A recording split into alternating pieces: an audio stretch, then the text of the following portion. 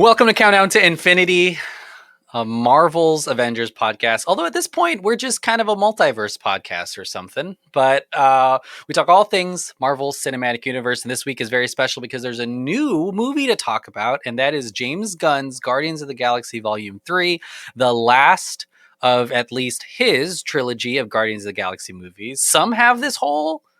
I guess like this trilogy is like high on their list. Guardians, a breath of fresh air to the MCU oh so long ago. This episode really focuses on Rocket Raccoon and where the Guardians are after the events of Endgame. Incredible movie. Well, we're going to talk about it. But before we do it, this will be spoiler free for the first part. To listen to our spoiler full first reactions, you'll have to go to patreon.com/delphinpod to listen and or watch that. And we'll also have a much longer episode with John and Drew. That's going to be coming out later on, where we do a whole lot more talking on the movie. But my name's Emmanuel, and we've got a guest, Brent. Welcome back to Countdown to Infinity. Hey, thanks for having me back. I feel like a fun visitor of the Delphin Pod multiverse at this point. I'm just popping in. That's true. Kind of like you're like a less problematic Kang. Yes. Yeah. No. What's a better example? Think of anything. I'm trying to think of anything. I can't. Who cameos a lot in the MCU? You know what? You're like Julia Louis-Dreyfus. Ah, there we go. That's good. I like that. She's in things now. Like she's kind of the new Nick Fury. Yeah. So there you go. I'm the dangerous. God, what's her character's name? It's long. Valentina. Yeah, something. It's like four Fontaine. names. I should have this like written down because if you know anything about Julie Louis-Dreyfus, she'll probably win an Emmy for this role at some point because she's always does it. Brent, where does Guardians of the Galaxy rank, or not even a rank, but what do you think of the James Gunn in the MCU and his movies? I love them. Sorry, I was distracted because I'm desperately trying to change my my little screen surname to the Julie Louis-Dreyfus of Countdown to Infinity, but I couldn't figure That's it out. That's a really long. Yeah, and you typed that handle in and it was taken. Right? Oh shit! Yeah, someone else got it. Yeah, I love the Guardians movies. I think, and we were talking about this kind of last night after we saw the movie too. The first one was it really felt like a cultural moment where it was such an excellent movie and it was so surprising and kind of out of nowhere. And just every single thing about it just hit. Like, does it feel like 9 years ago to you? God, that is just depressing. Like almost a decade. That is insane that it's that long. But yeah, I remember seeing that movie. I think I saw it 3 or 4 times in theaters because it was just it really was one of those let's see, because that was after the Avengers and kind of like a similar mode to where we're at now, where it's kind of like, wonder what these are going to be beyond the Avengers. Like, seems like Thanos might be something that they're kind of cooking up, but then the Guardians came in and it was like, oh my God, these can be just incredibly entertaining, like well-made standalone, mostly standalone, that first movie, movies. And anytime, this is only the third time that James Gunn has, it's the third Guardians movie, but each one has been another specific flavor of MCU movie, basically. Nobody does it like James Gunn. The writing, the heart, the amount of heart, especially in this one. It's just like there aren't, whether it's your cup of tea or your preferred MCU kind of vibe. I think you'd have to kind of agree that James Gunn, the Guardians movies are specific and they stand alone, so I love them. For sure. Guardians was one of the staple, and like I said early on, some people have this as their favorite, the first Guardians film as their favorite MCU movie, which I think is... I love it. It makes a ton of sense because it's a new and fresh voice in a movie that is an ensemble piece, which is just generally pretty hard to pull off. But they've got such different characters, all with backstories that seem to help each other, and the movie's funny, really really silly, and in some moments really violent, and it's kind of that James Gunn thing. And there's also the giant behind the scenes story that is hard to ignore, which is James Gunn doing such great work with the Guardians franchise, getting fired in, I believe, like 2018 or something after volume Yeah. 2, leaving to make a DC Suicide Squad, coming back to Crazy. make volume 3, and then getting basically the keys to the The kingdom at Warner Feige Brothers. role. He he's now going to be the Feige for the DC studios. So all of that is like on the all part of the context of Guardians of the Galaxy Volume 3, which we watched last night, Mm. really late. It's a Oh long yeah. movie. When did you get home, Brent? It's After like one, definitely. after one. I Yeah, had to I work got this home after morning. Like, one. Ooh, yeah, worth it. But what did you think? So again, spoiler yeah. free. What did you think of Guardians of the Galaxy Volume 3? You know, I loved it. I thought it was excellent. Like the more I sit with it too, the more I think about it, um, the more I appreciate different elements about it, and how fresh it feels, especially in this kind of phase 4 of Yeah. the MCU, which I think a lot of people out there might agree has been kind of little all over the place, in terms of like, its aims, what it's trying to do story wise, and as well as execution. It truly feels, a similar kind of level to the way that the first one hit, where it was such an invigorating kind of burst of like heart and fun and energy and like true passion for the characters in the story.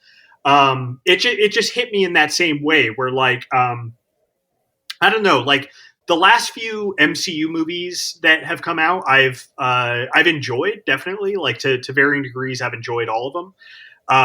Mhm. But this is the one where I was like, man, I mean, MCU, still has it when like the still has the ability to surprise me and to make me feel very strong emotions, that we'll talk about. And like, I was just, you know, I was expecting it to be good, but I think it even went above those expectations. Like, I think it even surprised me and surpassed that for me. So yeah, I thought it was excellent. I don't think it's like a perfect movie. There are like just a couple of like kind of weird things, and I'm struggling to even think of what they are now. But like, yeah, I think by and large, excellent. A great swan song for the. That's what that is used for, right? Swan song, like a send Yeah. off. Okay. Swans, they They sing sang right before before they they die? explode. Is Well, that they what that blow up. is? Is how Okay, they yeah. all die. They all do. Every swan Everyone does. Okay. Yeah, does. yeah, yeah. And yeah, it's just a beautiful, beautifully executed story. Yeah. Yeah, I agree. I think that it's very, and I think I keep using this word in our text, but it's a very sticky movie because it's a complex Mm-hmm. movie, and the really good ones are pretty complex to where you're kind of, there's things you can empathize with, there's things that you can definitely hate about characters, some that you even Mm-hmm. like, sometimes in this movie. And it's, to me, just like peak James Gunn, uh, being so good at writing and balancing multiple characters and Yeah. motivations and backstories. It's a very efficient movie, even though it's got this long runtime, which shouldn't really scare too many people away That's because, normal now, I think. yeah, and I think especially considering Marvel Oh movies, yeah. it doesn't really drag that often, but that's, I think, on purpose. And there is this like, I enjoyed how he kind of crafted everything to have kind of this like urgency and engine. Something happens early on in the movie, but the movie is driving towards something, and everything and all of the the flashbacks and all of the conversations have kind of this it's on a train running down the station, so everything is like almost happening alongside that, which I like. And Yeah. it's sort of, I think, one of the things that makes this movie feel so energetic and new, apart from what I also think is like some of the best camera work he's done ever. Yeah. But Yeah. it's got kind of there's not a moment where there is a lot of like sitting and talking and not just exposition, but describing, the placement and geography of stuff. That happens in this movie because that happens in every MCU Yeah. movie. But it's almost on the back burner to what is really going on. But it is like a very surprising movie. I think, James Gunn started out in Trauma, and I think you and I mean John and Drew, because we all watched it together. We all got home after 1 a.m. because we all lived together in a little hovel. Yeah. A little hole in But the ground. we all said like there's so much trauma in Oh, this. yeah. Like because of maybe even just the tendencies around the practical kind of leaning on the I don't even know what to say, how to describe it. If you've seen a trauma movie, you know that everything's about mutation. Like, Yeah. And that is and baked not everything. into the It DNA is. of It's what this baked into movie the is. Yeah. story. It's baked into the people you meet, and it's really fun because it's practical. Yeah. And yeah, but I enjoyed it. So much fun while still being incredibly bittersweet. And like, I don't know, Brent, there's a lot of Marvel movies that are dealing with death and trauma. Seems like a lot in this phase, even. Yeah. Considering like, WandaVision, Wakanda Forever, even a Black Widow, which was like so long ago it Is seems, that but that phase one even 4? deals. Was that the beginning of phase Uh 4? I don't know what phase 4 is, I it was think. post Endgame Right. for Right. sure, but there's a lot of that going on, which is natural, I guess, right? Because Endgame sort of wiped people out, but this is like a personal thing for Gunn because his father and his dog passed Right. away, and I think it's almost cathartic for him. But it still has that sense of heaviness that I sense in a lot of the stuff that's coming out. Yeah.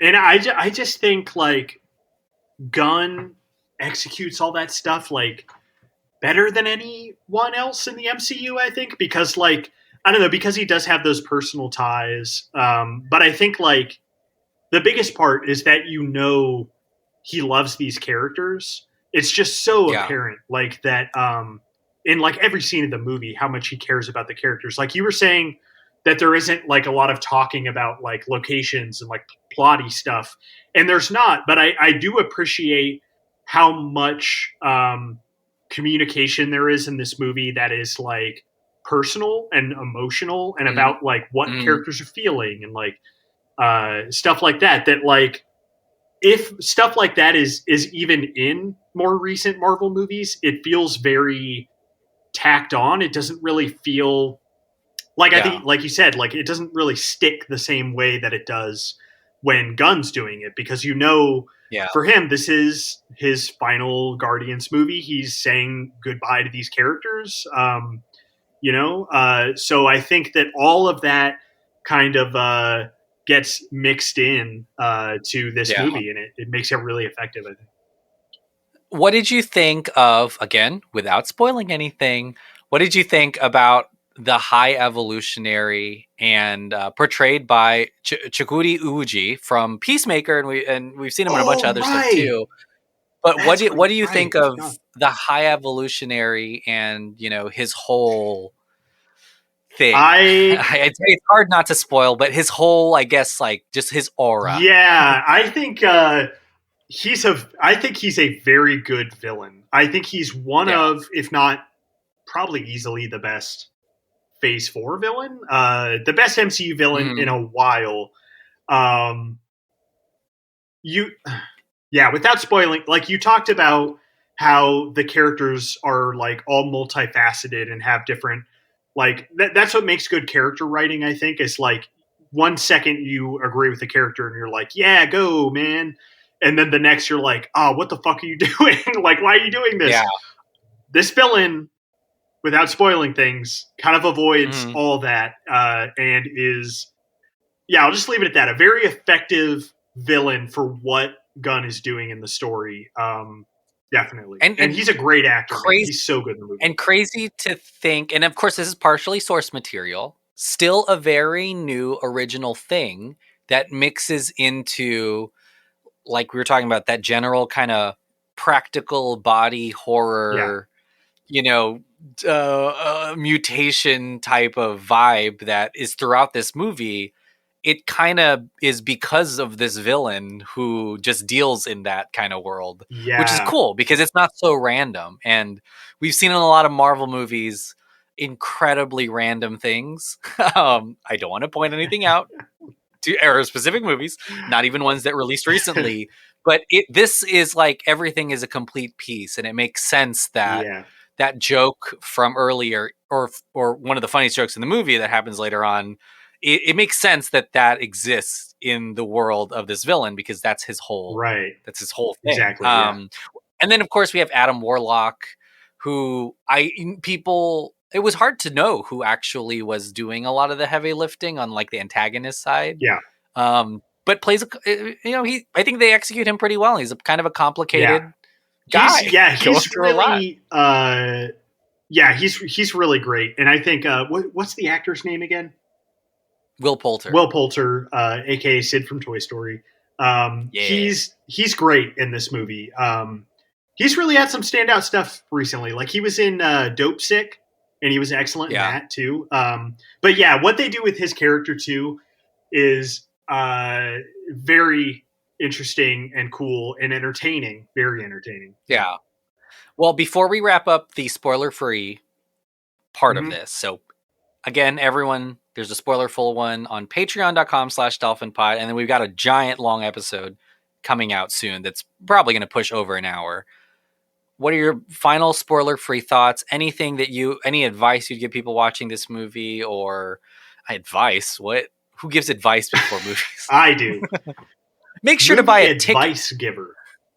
Hey, make sure to purchase a ticket and arrive on time. Get the large bucket of popcorn because it's only 25 cents more. What's the difference? You get a refill. Here's a little something. Try not to pee. Try to bring in advice.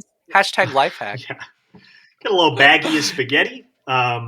Any other like tantalizing stingers to kind of set people up before we get into some of the spoilery stuff? I think you should maybe bring some tissues. Not fun tissues. I'm talking maybe some sad tissues. It is a pretty damn heavy movie. I think James Gunn doesn't shy away from strong emotions and dark stuff. And I think, this movie, it's dialed pretty far up to the point that I was like, it is pretty fascinating. I was trying to imagine what the conversations around rating it PG-13 were, because it pushes the envelope. It really pushes the envelope, I think, in terms of like visuals and even just thematic stuff. I was like, this gives me an even more fascinating understanding of the PG-13 rating because of the shit that flies in this movie. That being said, it is still a Guardians movie. It's very fun. It's very funny. Great action. But yeah, it gets into some heavy stuff, and just, be prepared for that. I'm really trying to stay away from like any specific angle. But well, I agree. And it's heavier than any of the other Guardians movies, but it's still going to be undercut with some great comedy and humor. There's a lot of levity in it. And some great jokes, like just some awesome setup and jokes. Oh, yeah. Stuff that is like next tier stuff that is just hilarious that happens in it. But I also think you're going to be satisfied. I think it's hard to land the plane. Oh, yeah, definitely. And this is us saying James Gunn lands the plane. It. The Guardians franchise. I'm not even talking about a solely 155 souls water landing. I'm talking he lands it at the airport. Brings it in hot, lands that baby smooth. It's a great He ending. Basically does what Sully couldn't do, which is land the plane on a runway. Couldn't do it.